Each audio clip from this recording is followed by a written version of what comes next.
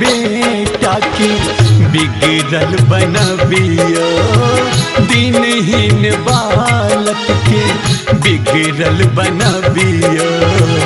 बुझियो ने हमरो गणेश यो बाबा, बुझियो ने हमरो गणेश।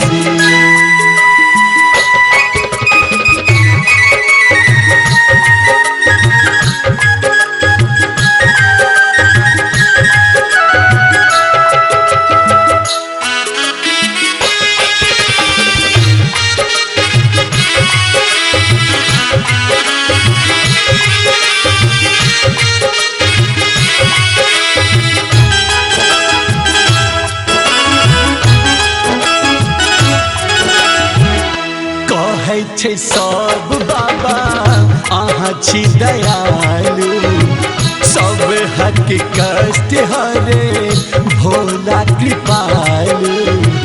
कहू ना बाबा किया रुसल छी, कहै छै सब बाबा अहाँ छी दयालु, सब हक कष्ट हरे भोला कृपालु। खोलियो नयन बाबा मुँह न मोरियो, खोलियो नयन बाबा मुँह न मोरियो। बसल छी जाकर कोन देशियो, दिनहीन बालक के बिगड़ल बनबियो, दिनहीन बेटा के बिगड़ल बनबियो। बुझियो ने हमरो गणेश यो बाबा, बुझियो ने हमरो गणेश।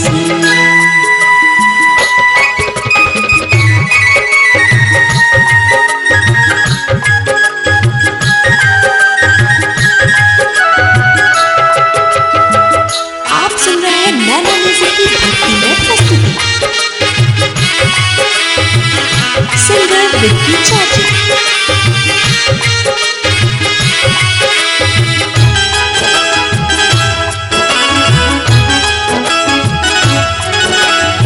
शरण में ठार भकर करे छी पुकारियो, देर ने लगाबू बाबा खोलियो के बारियो।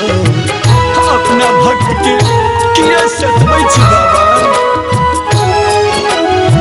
शरण में ठार भकर करे छी पुकारियो, देर ने लगाबू बाबा खोलियो के बारियो। विक्की चौधरी के बाबा आस पुरबियो, विक्की चौधरी के बाबा आस पुरबियो। दियो ने अपन सनेसियो, दिनहीन बालक के बिगड़ल बनबियो, दिनहीन बेटा के बिगड़ल बनबियो। बुझियो ने हमरो गणेश यो बाबा, बुझियो ने